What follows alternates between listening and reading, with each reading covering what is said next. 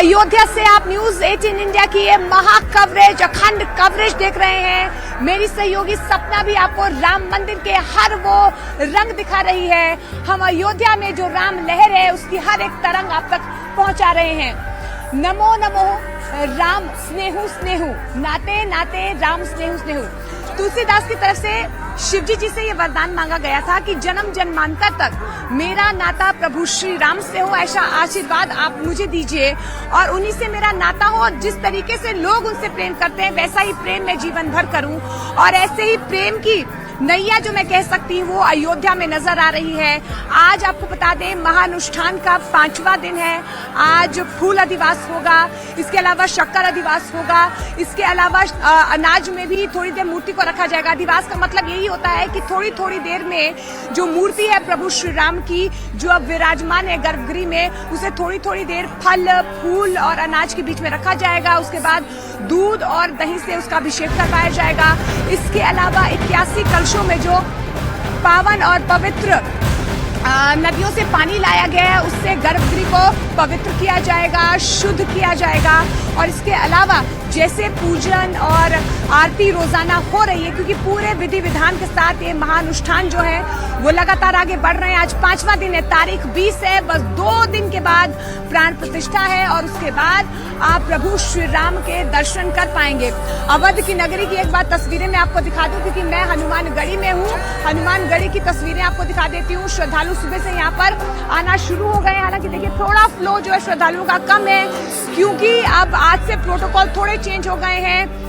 Highways को बंद किया जा रहा है। जो अवधवासी हैं या अयोध्या में जो रह रहे हैं वही यहाँ पर रह पाएंगे। कोई बाहर का जो व्यक्ति है बिना पास के वो अंदर नहीं आ सकता है। लेकिन राम मंदिर की बेहद खूबसूरत तस्वीरें भी लगातार सपना हमें दिखा रही हैं, क्योंकि वहां पर अब जो है प्रभु श्री राम का दरबार फूलों से सजने लगा है। गुलाबी रंग के फूल है, नारंगी रंग के फूल है, सतरंगी रंग के फूल हैं। देखिए भव्य नव्य मंदिर तो बना ही है, ऐसे में फूलों की शोभा जो है मंदिर को और ज्यादा बढ़ा रही है।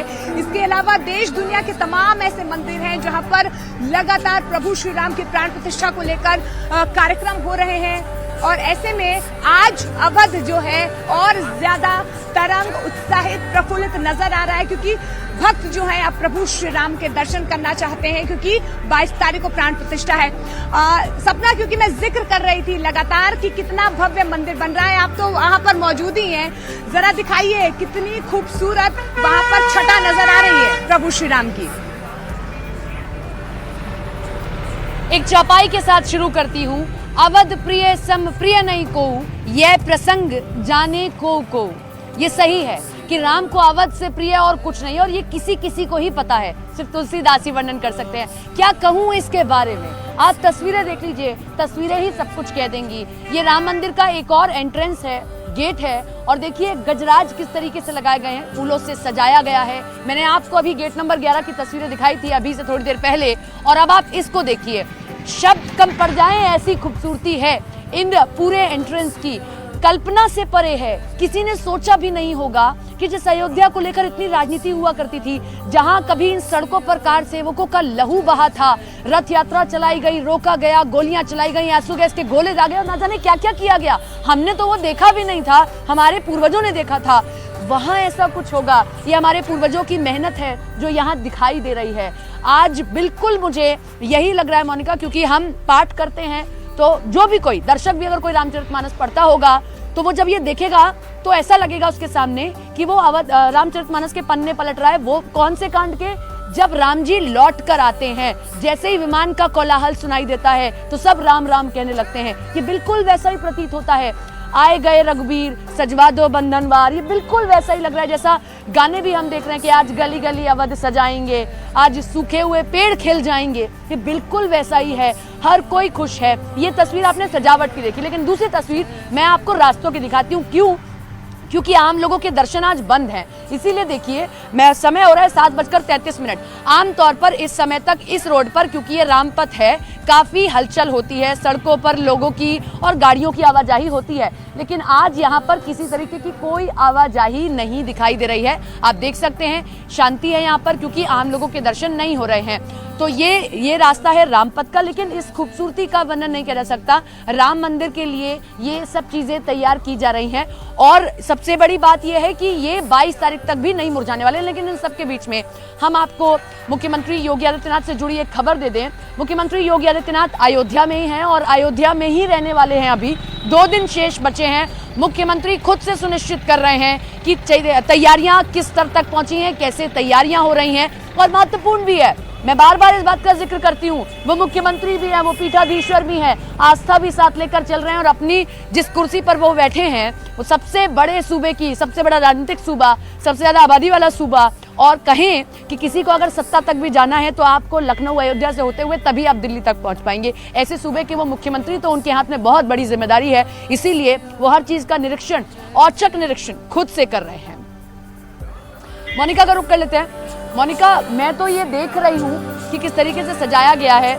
गढ़ी पर भी मैं संभवतः ज्यादा भीड़ होगी आज, क्योंकि राम मंदिर में तो दर्शन हो नहीं रहे, तो गढ़ी की तरफ ज्यादा लोग मूव कर रहे होंगे जो भी यहाँ पर हैं। देखिए सपना, वैसे तो जिस तरीके से आप कह ही रही हैं, क्योंकि तमाम हाईवेज और रास्ते जो है फिलहाल जो है सील बंद कर दिए गए हैं। हनुमानगढ़ी पर भी हम ज्यादा भक्तों की भीड़ नहीं देख पा रहे हैं। इक्का दुक्का जो भक्त हैं या यहाँ के जो लोग हैं वही हनुमानगढ़ी तक पहुंच पा रहे हैं, क्योंकि सिक्योरिटी रीजंस है और सिक्योरिटी रीजंस की वजह से, क्योंकि देखिए अपने आप में ये जो इवेंट है शायद देश दुनिया ने इस तरीके का इवेंट नहीं देखा होगा, और यही वजह है कि फूट फूक कर जो है कदम रखा जा रहा है, कोई भी गलती ना हो सुनिश्चित किया जा रहा है। और ऐसे में देखिए एक बार फिर से मैं हनुमानगढ़ी की तस्वीरें आपको दिखा देती हूँ। ये सीधा रास्ता जो है ये रामपथ को जोड़ता है, यहाँ से भी आप श्रद्धालु देख पा रहे आ रहे हैं। और ये वाला जो रास्ता है यहाँ पर एक बार फिर से देखिए बैरिकेटिंग जो है और ज्यादा टाइट कर ली गई है, साफ सफाई का काम लगातार जारी है। ये सीधे श्री राम जन्मभूमि यानी कि राम मंदिर को ये रास्ता जोड़ता है। तो देखिए फिलहाल जो इक्का दुक्का यहाँ पर लोग आ रहे हैं, लेकिन श्रद्धालुओं की आस्था जो है वो कम होने का नाम नहीं ले रहे। जिस तरीके से देखिए दर्शन अब प्रभु श्री राम के जो टेंट में रह रहे हैं उनके आप दर्शन बंद कर लिए गए हैं, लेकिन फिर भी लोग इंतजार करना चाहते हैं, क्योंकि ये आपने भी कहा है कि अयोध्या धैर्य जानता है, और ये धैर्य कोई 1-2 सालों का नहीं है, 500 सालों का संकल्प है, 500 सालों का इंतजार है जो पूरा हो रहा है। एक आध और दिन जो है यहाँ पर प्रभु श्री राम के भक्त रुकना चाहते हैं और 23 तारीख से दर्शन भी करना चाहते हैं। लेकिन देखिए जो संकल्प लिया गया था, यहाँ पर जो लोगों ने संकल्प लिया है उस संकल्प को लोग पूरा कर रहे हैं। लेकिन अयोध्या रेलवे स्टेशन पर भी एक ऐसी ही कलाकृति जो है एक कलाकार ने बनाई है, वो भी एक गिलहरी की।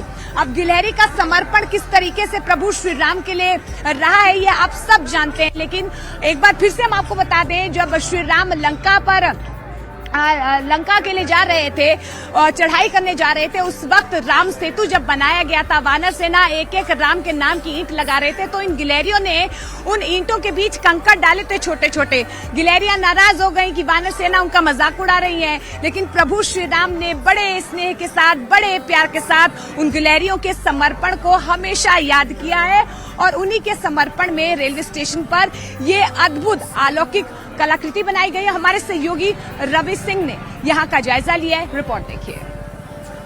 मैं इस समय अयोध्या धाम रेलवे स्टेशन के अंदर मौजूद हूँ और यहाँ पर आकर्षण का केंद्र राम जी की प्यारी गिलहरी बन गई है और यहाँ पर लोग फोटो भी लेने के लिए पहुँच रहे हैं इस गिलहरी की प्रतिमा के साथ में। इसको मेन भवन के अंदर, मेन बिल्डिंग के बीचों बीच इसको स्थापित किया गया है और देखें लोग फोटो भी ले रहे हैं, सेल्फी भी ले रहे हैं। और ये जो राम जी की प्यारी गिलहरी है, इसकी प्रतिमा कर्नाटक के हुबली के सनत पाटिल ने तैयार किया है और उन्होंने 15 साथियों के साथ रिकॉर्ड तोड़ 30 दिन के अंदर इस प्रतिमा को तैयार किया है और जिसका वजन लगभग 2.5 टन है।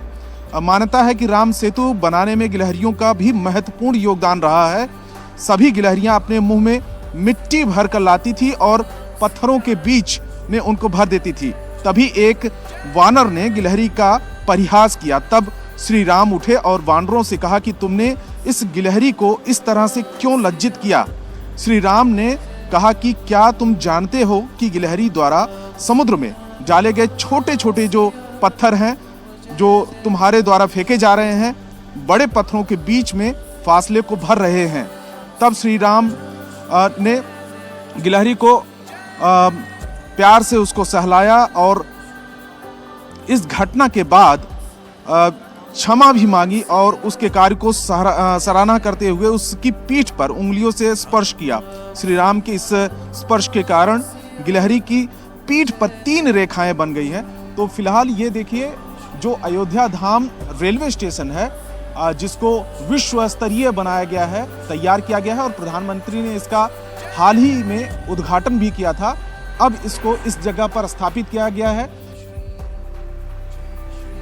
News 18 India।